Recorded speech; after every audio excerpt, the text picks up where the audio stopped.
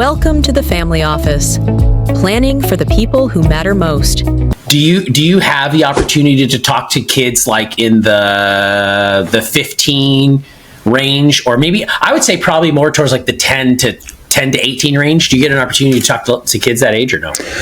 Not regularly. I still connect with school districts and things like that periodically, but I wouldn't say that it was a lot to say that it was something regular. Okay, so I don't know what it is, but my kids, and it's like in that general age group, they are so hypersensitive to like those types of things, like privacy and like government stuff, and like they have a very, I think it's very much so Gen Alpha, because most of my kids are Gen Alpha. I mean, except for the ones that are like Nikki and stuff. Okay, but that group, they're like very anti-government and very like pro like. For example, my son just spent like $100 on hair care product. Right? It's not anything that you and I would know is in the store. You know what I mean? Yeah, like, it's all like craft stuff that's like made with like very conscientious ingredients. Yeah, non-GMO, right. Non-paraben and all that. And I'm just like, and even the gum, like my son chews this gum. It's like $25 for a pack of gum, but there's no of the weird normal stuff. What? $25, bro? It's, I don't know why, but wow. There's an agreement that got made with him that every grading period, every A he gets a $20 for every A. Okay. And both of my kids that made this agreement, they don't get anything but A's. So it's kind of almost like going, did I make that? Rooting for a B. Can we get a couple of B's in this grading group? Right. But interestingly enough, yes, they're very paranoid about that kind of stuff. They're very conscientious about that stuff. So, yeah, like the privacy thing here that I was showing you earlier, this right here. Right. I asked them, I said, why is that there? And they're like, so no one can look at you, Dad. And I'm like, so no one cares. But yet you're going to sit there with this, but they put the crap over this too. Yeah. And I'm just like, dang, even on your smartphone there, son. Okay, cool. Yeah. So children, I get it. It makes sense to me. But keep going. Finish your thought. I just say kids today, I'm very excited for them, because a lot of times, I mean, you and I are like of the next generation, right? That's like, hopefully if I had a shocking reality the other day, but when I was driving in my car the other day, and I'll share it with you, I was thinking about you. But if the baby boomers secede their control of the world, like you and I are next in line, right? Because we're like kind of like Gen X, I don't know. You're more Gen X than I am. I'm right. Because I'm born in 1981, so I'm like first year borderline millennial, like, right? Yeah. But then I was like driving in my car the other day, and I was like, and I don't know, I was going to pick up my kids, and then something happened where I was just driving my car, and I just, oh my God, right? And then I went, oh my God, I'm becoming a baby boomer right now. And I said, I have a lot of baby boomer traits and baby boomer habits. I got to tell Len, but maybe he'll call me out on them. That's so funny. I was thinking about what you said with your kids, because if you think about their upbringing versus our upbringing, think about how different they are in terms of the access to information. Because for me, I would say Google became a thing when I was an adult, like a young adult. And so having we had encyclopedias and things like that, but it wasn't information that was readily available, and also in non-mainstream forms, because a lot of the information you and I got when we were growing up was pretty much curated. NBC, ABC, CBS, you had a couple of external outlets and things like that, but most of it was just curated. So therefore, we didn't have access to all of these different streams of information. And then when you have different people like whistleblowers, like we talked about Assange, and he talked about NSA and what they did to actually have the ability technologically to infiltrate and move beyond that veil of privacy. I believe that you and I grew up under this belief that privacy was supreme, and the government really they honored that. And I think now, because of all of this access to information, your kids and my kids, they know that veil has been pierced and that trust has been eroded. And so I think, I have a feeling the libertarian mindset is going to become even more pervasive. And I wouldn't be surprised if during the course of our lifetime, you have the Republican Party, the Democratic Party, and the Libertarian Party, and a lot of people, or independent, maybe somewhere with the independent and libertarian.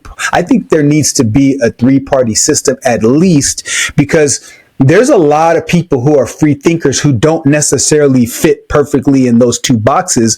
And I would say you and I on different issues probably fall into that. Like, you talk about the fact that you're a libertarian. I talk about the fact that I'm a registered independent. I think our kids are increasingly going to, meander or go into that way when they decide to register to vote. So what are your thoughts about that? So you think it's ultimately a natural, almost like a natural thing that's happening, where you and I, more so you than me, had curated, because I was born in 81, so I grew up with seeing Reagan and then Bill Clinton and a lot of excess and a lot of American supremacy and, G.I. Joe and all that stuff. But at the same time, I still sought out additional information, as you did, but that's obviously just in our character makeup. But as a mass general and whole, I think that you're onto something there, where you say, look, the reason why these kids coming up today are looking at all these things is because they have access to more information than you and I had. So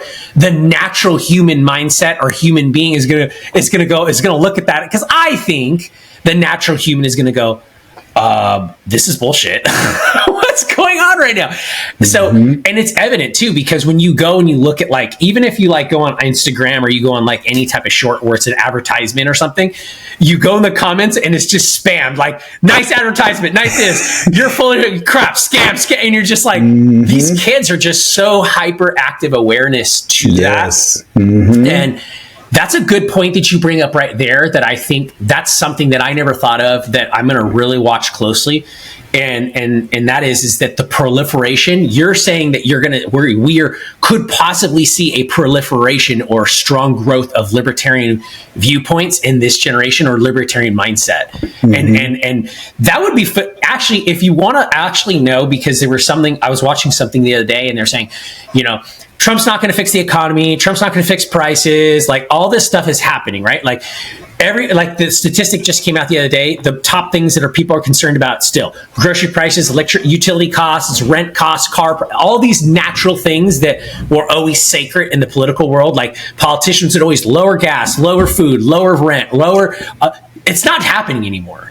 It's just not. And I think that everyone's like, oh my God, who's going to save the world, right? And Trump could put in good policy. Any politician could do that. But the policies, by and large, that he's putting in right now, they're good, I think, from an overall standpoint. And this is going to wrap this up for you, Len. I don't want your brain to boil right now. But what I think is happening is they're good generally, because they're more conservative, more pro-business types of policies. But let's not lie here. They're mostly good for the people that are around him and the people that know how to work that system, or that wave that's happening right now, right? So those who know how to ride the wave are going to ride the wave, but the majority of people don't know how to do that. It's just going to fall behind the wayside. So the answer, I think, that you're on right now, that I think you just made a very good point, that I'm interested to watch that, track that, is that the only thing that I think can save the direction of where the world really, or Western values in America, is going, is a rise in, I think, libertarian values and libertarian leadership. Go ahead. Because, and I say that only because that allows more freedom for the individual, and that allows more people to express themselves more. Look, if you want to go smoke stuff, go smoke it. If you want to go do stuff, go do it. The government's paying for you to do it anyways, right? Safe needle programs and methadone clinics. So we might as well just have a baseline and say, hey, look, and I know this has been tossed around a lot by very extreme libertarians, like legalize all drugs, right? You would essentially end a lot of people's incomes, jobs, all that stuff, because demand happens. We saw this with prohibition. Demand increases when you take it away from somebody. It's just built into human wiring, right? You can't do that. Ooh, why can't I do that, right? So I think the proliferation and the rise of libertarian values gives people more freedom, more choice, and it ultimately challenges the monopoly that is the United States of America, which is the Democrat-Republican Party, which we all know at the end of the day, they're just like lawyers.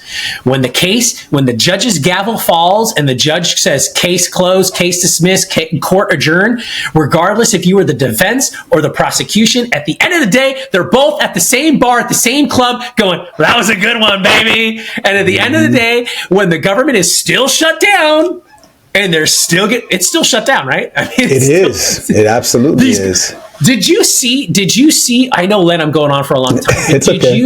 Did you see, he's the sportscaster, Stephen A. Smith. Did you see him destroying those guys on stage the other day, all those senators and congressmen the other day? And he walked up because he said, y'all still getting paid. While this guy that's working his job that was asking the question, the audience had to get up and leave because he said, hey, I got to go do DoorDash.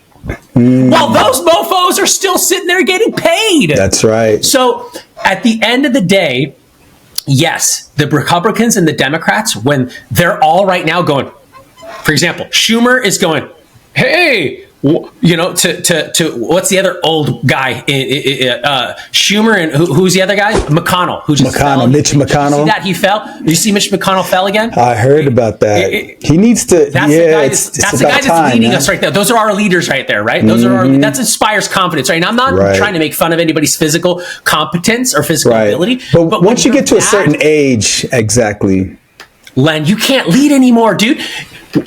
Men and women want to see vibrance, and that's what they want to see in a leader. They want to see that, right? So at the end of the day, Schumer, I bet, and what's his name that I just said? McConnell, thank you. Getting all excited here. Are going, hey, what club do you want to go hunting at today while the government's still shut down? Because we ain't got to work and we're still getting paid. A challenge to that two-party system is the only thing that saves America. I agree. Sorry, Len, it was long-winded. That was a rant, right? No, man. I think typically you made the point, though. It's your fault. Right. And what you bring up about this idea about a third party or even a fourth party is really in alignment with what the whole Democratic Republic was supposed to be in the beginning, which is a government for the people, of the people, right? Where we have the right and we have the say in the direction of government. And where we are right now, Chris, is that we've gone away from this idea. Like, we've been taught that we're the freest country, that we have the most liberties and all of this of any other country in the world. And I think there's some degree of truth to that, but I think that's part of the big lie. And let me explain what I mean by that.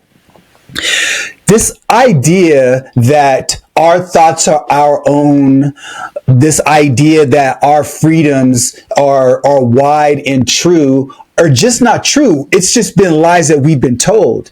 And so because we've been told what to think and what to believe, you have this new generation of people who have access to all types of media out there, including a forum and a platform like this, which is why I believe that there's going to be a revolution of thought. Because what's going to happen is, before, when we were subjugated to ABC, NBC, CBS, and all of those four major outlets, we didn't have the ability to go fact check. We didn't have forums like Reddit. We didn't have a Joe Rogan show. We didn't have whatever would be the equivalent on the left, right? You didn't have the Midas Touch. You didn't have the Young Turks. And all of these different platforms, you can go compare bits and pieces of information, because those platforms, they publish and they talk about things that are important to them from their perspective. And you have these different fact checkers called the chat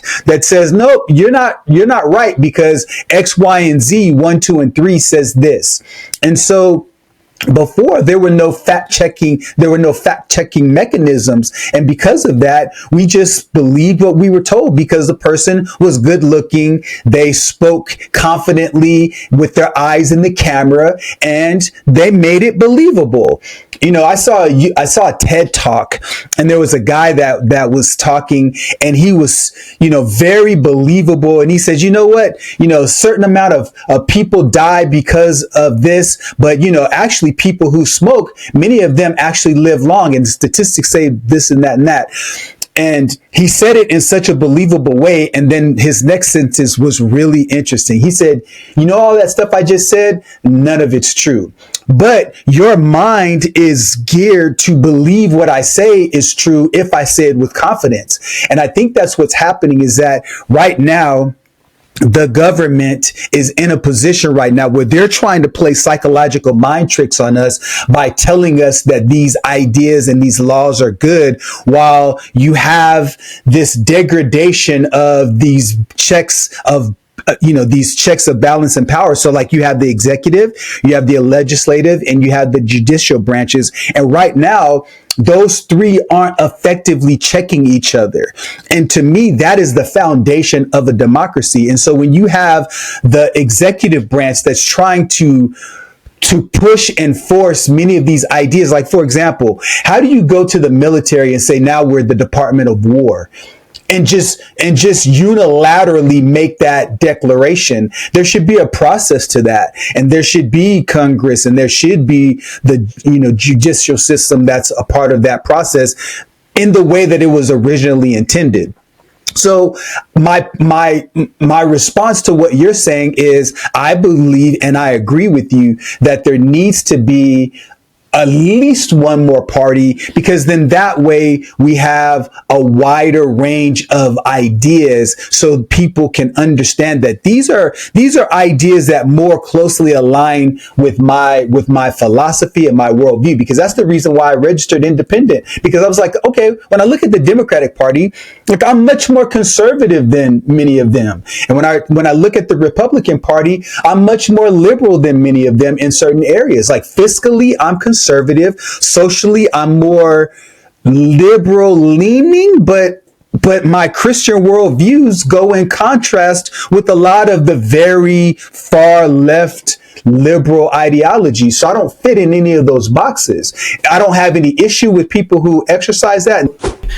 Have a great week, Len. All right, you too. Next time. All right, have a good one. Bye. Conversation has given you clarity on your next steps. Please share this episode with someone who's walking the same path. Don't forget to like and subscribe so you won't miss future episodes. And remember, planning ahead isn't just prudent, it's an act of care. Thanks for joining us, and we'll see you next time on The Family Office.